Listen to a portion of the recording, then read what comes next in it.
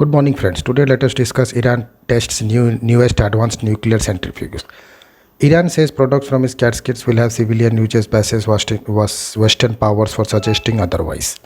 Began feeding gas to cascades of new advanced centrifuges and unveiled dozens of achievements to mark its National Nuclear Technology Day in an effort to show its nuclear program is peaceful.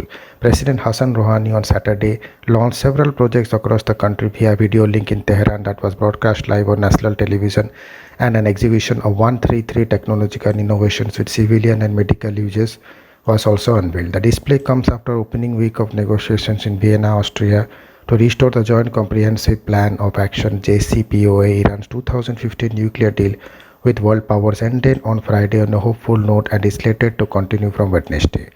In Ishan Natanz, where Iran's largest nuclear facilities are located, order was given to feed gas to 164 all Iranian IR-6 centrifuges with 10 SWU separative work units that indicates the amount of separation done by an enrichment process.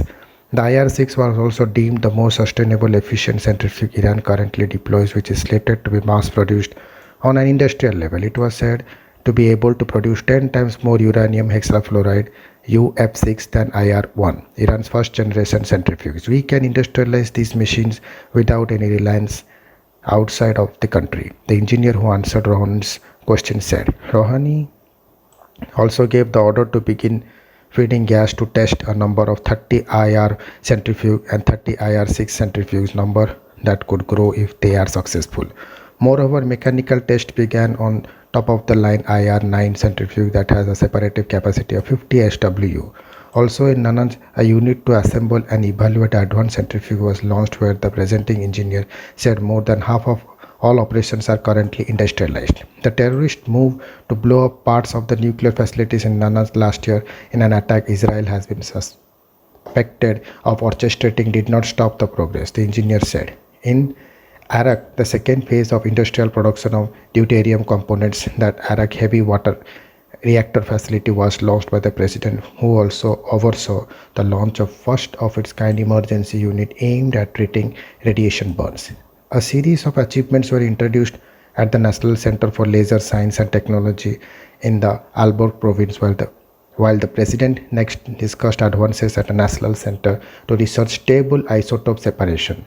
Ill-placed concerns. After the new projects were launched, the president delivered a televised address in which he once more emphasized Iran does not seek nuclear weapons and rallied against Western powers for acting biased on the presumption that it did. These ill-placed concerns have created many problems to our people in the last 15 years, Rouhani said, referring to multilateral sanctions imposed on Iran prior to nuclear deal, provided sanctions relief for curbs on Iran's program. Western intelligence maintains that Iran sought to weaponize its nuclear program, plans that it abandoned in 2003. Israel still repeatedly claims Iran is after nuclear weapons despite through inspections of its nuclear sites in the International Atomic Energy Agency.